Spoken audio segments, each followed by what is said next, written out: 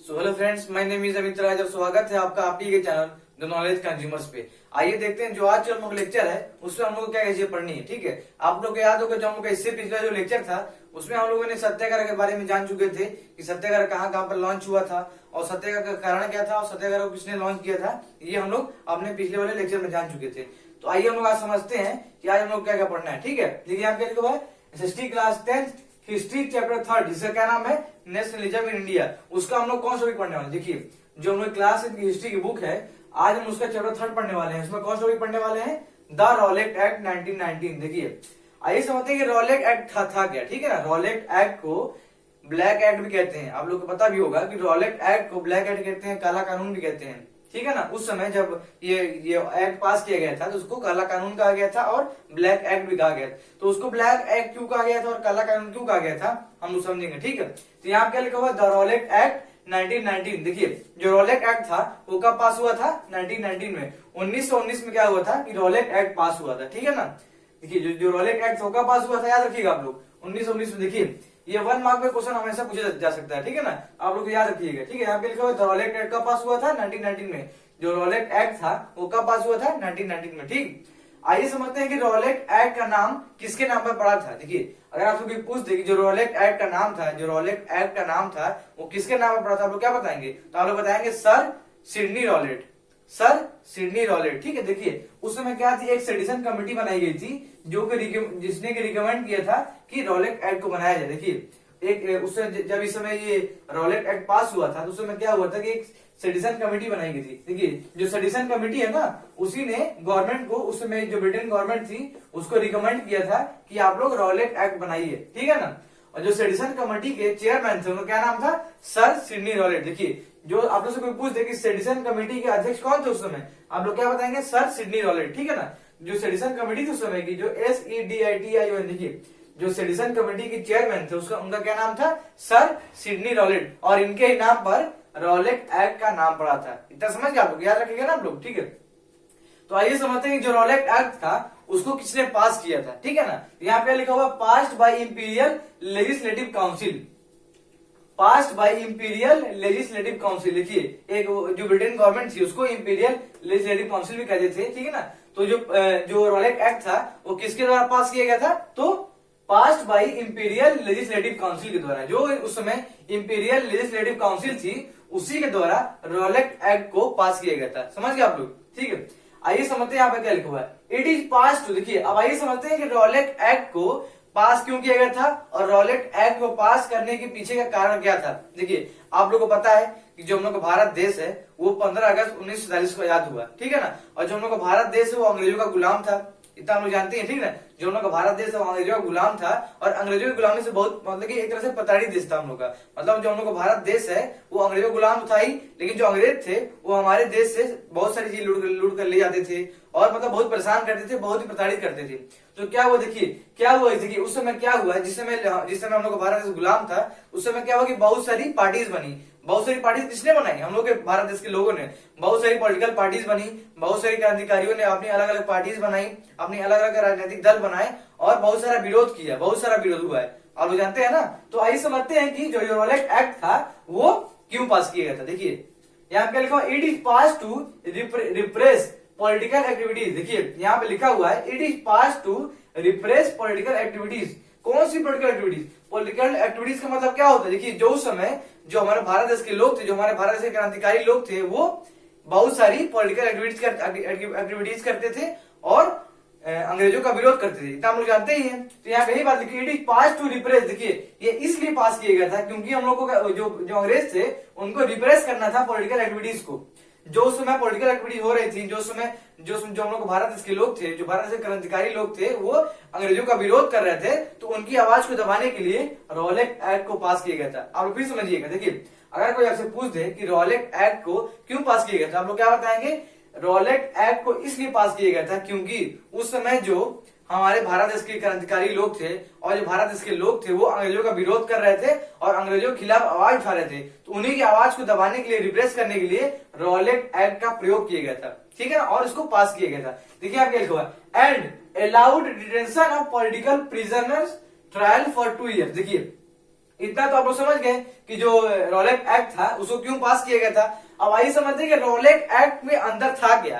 Rowlatt act क्या असली में रॉलेट एक्ट था क्या, देखिए तो क्या था। देखिए अगर मान लीजिए कि अभी मान लीजिए कि देखिए मान लीजिए कि ये कंट्री है, ठीक है ना, मान लीजिए कि ये कंट्री है, मान लीजिए कि इंडिया कंट्री है, और इस पूरे देश में, पूरे भारत देश में रॉलेट एक्ट पास हो गया है, तो क्या होगा। देखिए अगर मान लीजिए कोई आदमी है, देखिए मान लीजिए 2 आदमी है, देखिए इस लॉ में क्या था, देखिए जो ये रॉलेट एक्ट है इसमें क्या था कि आप कहीं भी संगठन नहीं बना सकते हैं, आप कहीं भी मिलजुल नहीं सकते, मतलब आप लोग 2 लोगों से ज्यादा नहीं मिल सकते हैं, या आप लोग कहीं भी ग्रुप बना के घूम नहीं सकते हैं, या आप लोग कहीं भी संगठन नहीं बना सकते हैं, या आप कहीं भी कुछ कर नहीं सकते हैं, ठीक है ना। यहाँ पर यही बात थी, जो रॉलेट एक्ट था उसमें क्या कहा गया था कि आप लोग कहीं भी घूमेंगे नहीं, आप लोग कहीं भी 2 लोग मिलकर कुछ बात नहीं करेंगे, ये सब था, ठीक है ना। देखिए यहाँ पे it is pass to repress political activities and allowed detention of political prisoners trial for 2 years। देखिए यहाँ कह लो it is pass to repress, देखिए इसी में ना, इसी में आप लोग आगे आएंगे तो एक मार्शल लॉ आएगा, ठीक है ना। तो थोड़ा सा एकदम आप लोग थोड़ा सा इसी से जुड़ा हुआ है मार्शल लॉ,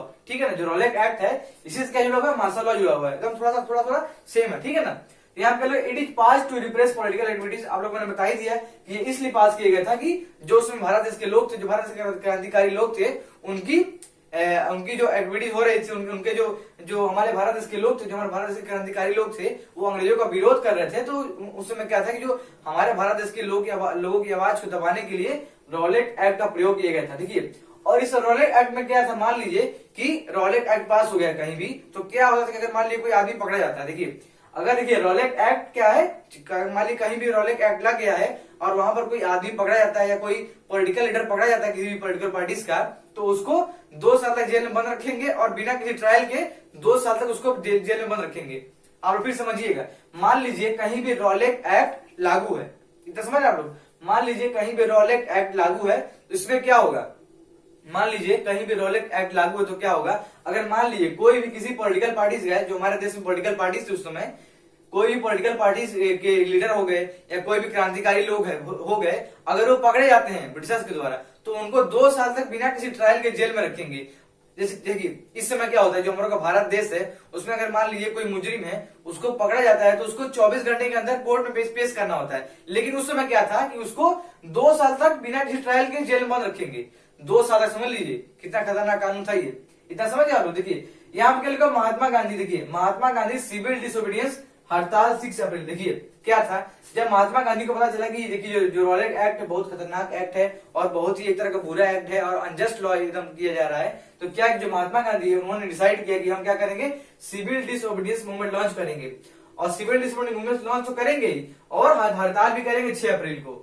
जब ये सब हो गया तो क्या हुआ कि महात्मा गांधी ने सोचा कि हम क्या करेंगे, सिविल डिसोबीडियंस मूवमेंट को लॉन्च करेंगे और हड़ताल भी करेंगे 6 अप्रैल को। इतना समझ गए आप। जो महात्मा गांधी उन्होंने सोच लिया कि हम रॉलेट एक्ट का विरोध करेंगे, जो महात्मा गांधी जी थे उन्होंने सोच लिया कि हम रॉलेट एक्ट का विरोध करेंगे और सिविल डिसोबीडियंस मूवमेंट लॉन्च करेंगे इस एक्ट के खिलाफ, और हड़ताल भी करेंगे 6 अप्रैल को। जो महात्मा गांधी उन्होंने सोच लिया कि हम सिविल डिसोबीडियंस मूवमेंट लॉन्च करेंगे, ठीक है, किसके खिलाफ, रॉलेट एक्ट के खिलाफ, और हड़ताल भी करेंगे 6 अप्रैल को। इतना समझ गए। देखिए उसके बाद क्या हुआ, देखिए उसके बाद क्या, जब महात्मा गांधी ने सोच लिया कि हम सिविल डिसोबीडियंस मूवमेंट लॉन्च करेंगे और हड़ताल भी करेंगे 6 अप्रैल को, लेकिन उसके बाद क्या हुआ, देखिए हर जगह क्या हुआ, दंगा फसाद हो गया और हर जगह दुकानें बंद कर दी गई, हर जगह लोग रैली पर निकल गए, लोग आंदोलन पर निकल गए, रैली पर निकल गए, हर जगह दुकानें बंद कर दी गई, हर जगह मतलब कि एक तरह से रैली निकाल दी गई। तो उससे क्या हुआ, जो अंग्रेज थे वो परेशान हो गए और उन्होंने क्या कर दिया कि जो बहुत सारे लीडर्स थे, local leaders pick up from Amritsar, जो बहुत सारे अमृतसर के लोकल लीडर्स थे उनको उठा लिया गया और महात्मा गांधी जी को दिल्ली में आने से रोक दिया गया, ठीक है ना।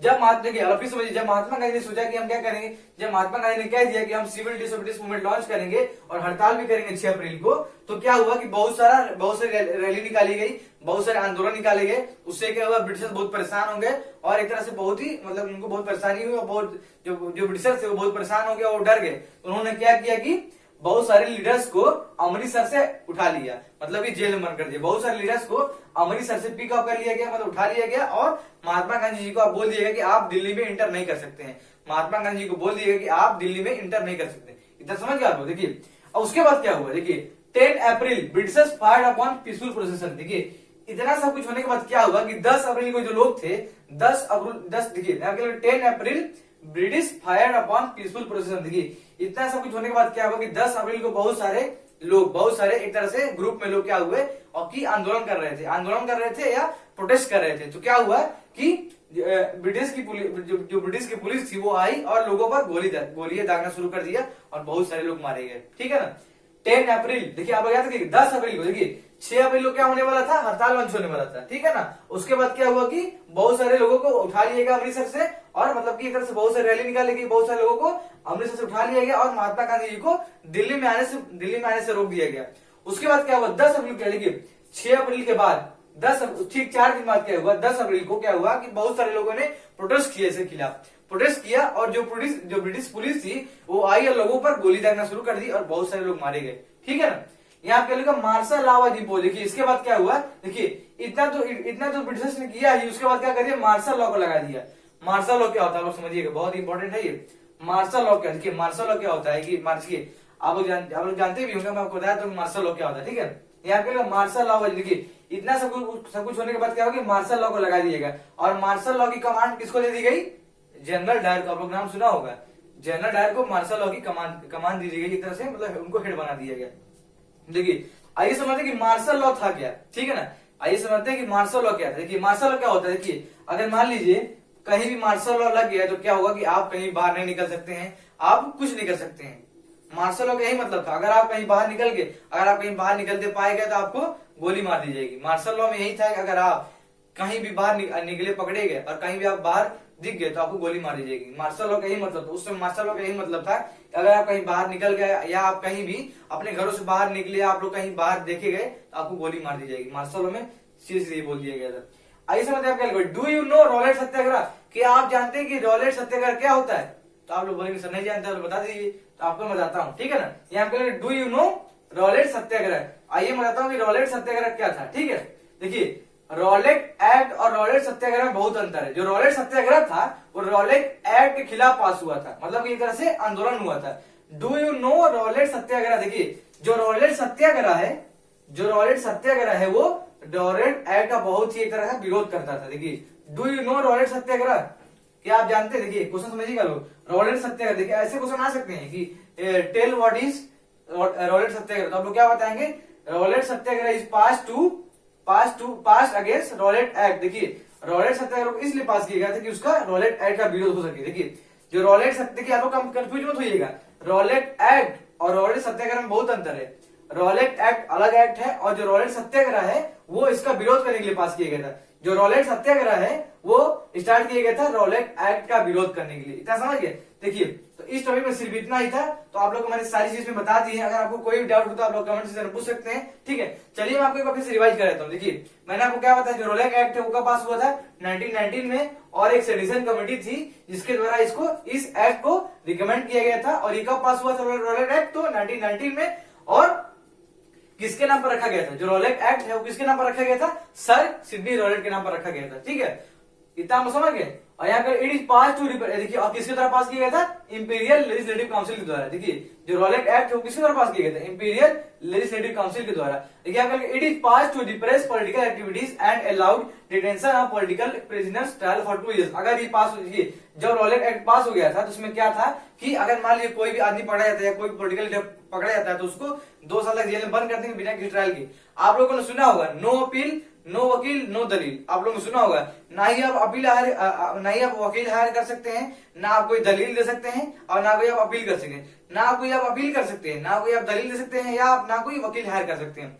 नो अपील नो वकील नो दलील। देखिए मैं लिख देता हूँ कहीं भी, देखिए यहाँ पे लिख देता हूँ मैं, देखिए नो अपील, ठीक है ना, नो अपील नो वकील और नो दलील।